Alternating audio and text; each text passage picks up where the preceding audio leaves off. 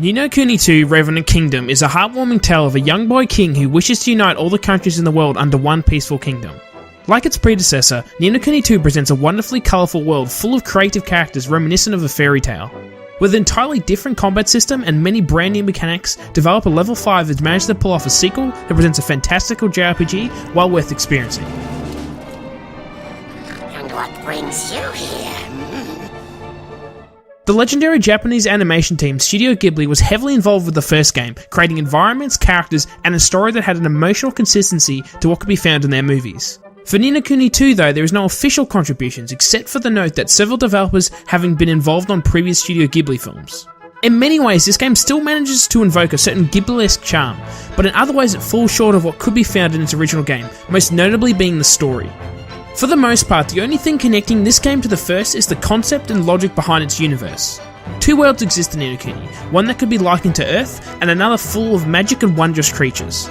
In the opening moments, Roland, a present from the non-magic world, is transported to Ding Dong Dell, a location from the original game. This occurs at the same time that the coronation of a young boy named Evan is due that happens to end up actually being a coup to upset the throne from him. These opening moments certainly sets up the story for an exciting start that immediately gets you interested in its narrative. What happened? After this thrilling opening confrontation, Evan and Roland set out to claim their own kingdom, with the ultimate goal to then unite them all together. The naivety of such a dream would likely be distracting in another story, but in this game it becomes a method of setting up the world of various unique kingdoms that enable the ability to show Evan growth to become a more kingly character. The initial tragedy of losing one's homeland isn't nearly as compelling as the scenario set up in the first game or many Ghibli films, but it does set enough context for why Evan and Roland both want to build something better. Various problems present themselves though as you undertake this mission, most notably being the delivery of the dialogue. For whatever reason, most conversations in this game are not voiced, but instead are merely text entries with vocal prompts that signify certain characters are speaking. Occasionally there can be fully voiced scenes with well-acted lines, but they are typically very brief. In turn, this leads to a problem of a lack of connection to a lot of the extra cast, with only really Evan and Roland getting a reasonable amount of vocal work. Even worse is how the scenes come together, with the voiced and non-voiced scenes abruptly cut together in a way that often feels distracting. Most proper cutscenes last less than a minute before switching to a more static, voiceless conversation or fight. This quickly becomes an annoyance as it feels like every scene was being rushed through and often prevented me from being emotionally able to connect to what was happening. It's rather unfortunate this happens because what is shown is extremely colourful and attractive to look at, and the world design is something truly special. I was also disappointed there isn't any 2D animation like there was in the first game that was likely dropped due to the lack of involvement from Studio Ghibli. Oh! Ta-da! So, where is it? Oi! Don't be here, man! Through your adventure, you visit several different locations that are filled with personality and charm. Each nation has its own fascinating set of rules on how it's governed that made each new discovery a joy to uncover.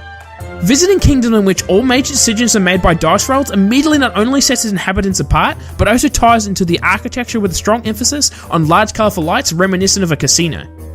By creating an interesting narrative reason for each region's rules, and then tying that visually to the location structures, Ni no Kuni presents some extremely memorable environments that stand out from just the usual fantasy surroundings.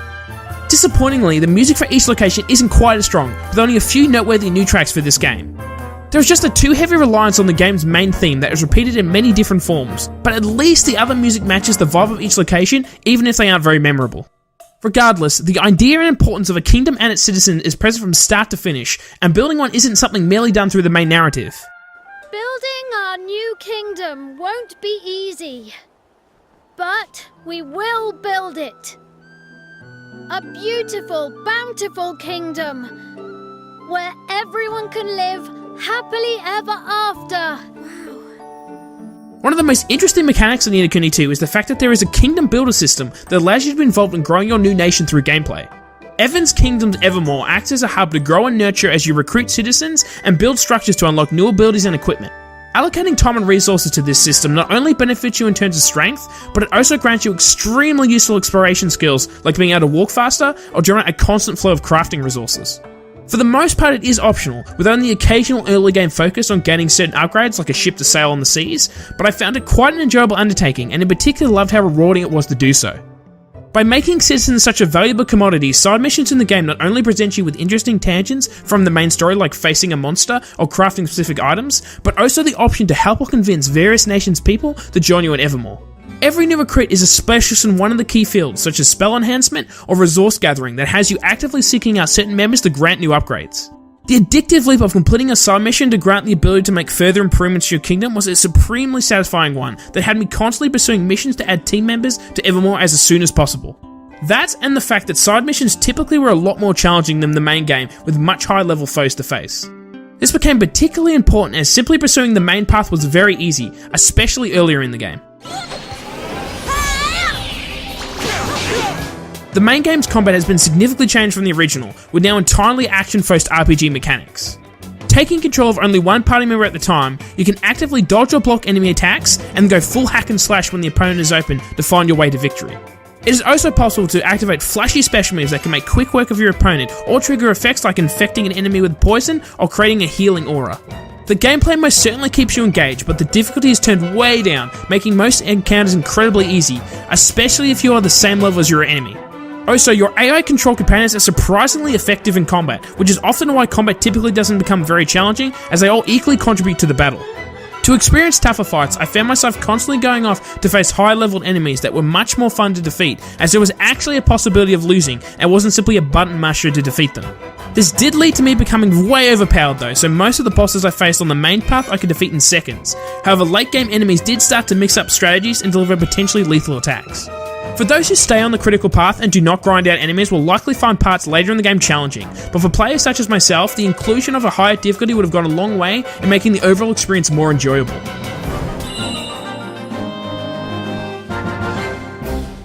Interestingly, it is even possible to make combat even easier by upgrading a special trait board that allows you to make enemies of a certain type do less damage, or to prioritize experience over gold. It's an intriguing system, but it has no real effect simply due to the fact it's not difficult to defeat most enemies regardless. You can also equip 3 different weapons at once, which allows you to switch between them in battle to trigger strong special effects when charged up, or to inflict different status or elemental effects. I like the extra level strategy this introduced, and being able to choose more than just one weapon at the time became particularly useful against some of the late game extra bosses. The standard enemies did start to repeat themselves quite often later in the game, but the main story's bosses always delivered something visually different with a variety of unique and powerful abilities. Certain fights required the use of collectible creatures called higgledies that can perform certain attacks based on their elemental colour and type. Collecting them involved either cooking them up in Evermore, or discovering certain higgledy stones around the world and offering a requested item. Gathering them is a fun distraction that makes going off the main path typically worth it, and they offer up an extra level of complexity when combat to interact with them and trigger their abilities. Although combat was never as difficult as I would have wanted, the gameplay was full of visually engaging elements to prevent fights becoming repetitive or boring to take part in.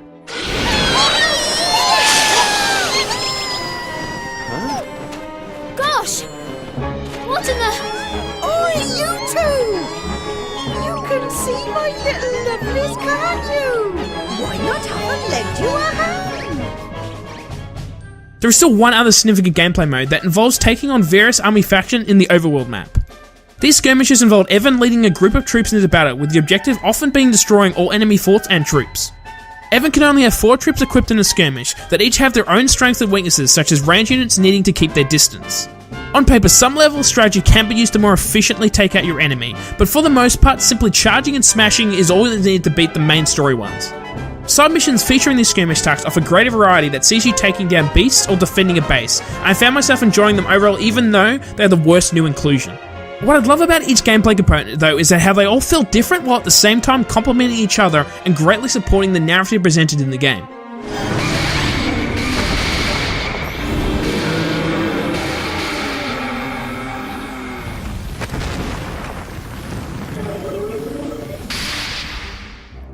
As the main arc concludes on the shorter side for a JRPG, with a bit over 30 hours of story, there's still plenty of extra content to consume post-game. Citizen recruitment, taking on challenging boss enemies and exploring the overworld map to find all the secrets creates a compelling collection of extra content that isn't overly repetitive and is greatly rewarding. Additionally, there are secret dungeons that offer up random layouts, stronger enemies, as well as gameplay modifiers like elemental effects not applying.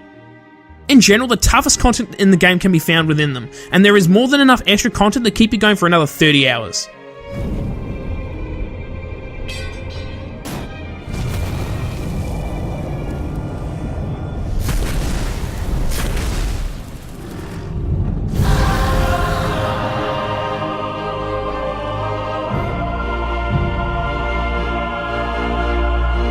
Level 5's Kuni II's Revenant Kingdom managed to excel presenting an engaging world full of fantastic creatures and an immersive, vibrant locations. As the story unfolds, you grow to love its heartwarming collection of characters as Evan takes on his quest to ignite peace. The various gameplay options all create a perfect synergy of developing a kingdom, and for the most part present engaging and compelling mechanics that was always fun to take part in, even though it was a bit too easy. Kuni II is a wonderful contemporary take on classic JRPGs that will have you swept up in its charm and fantastical world.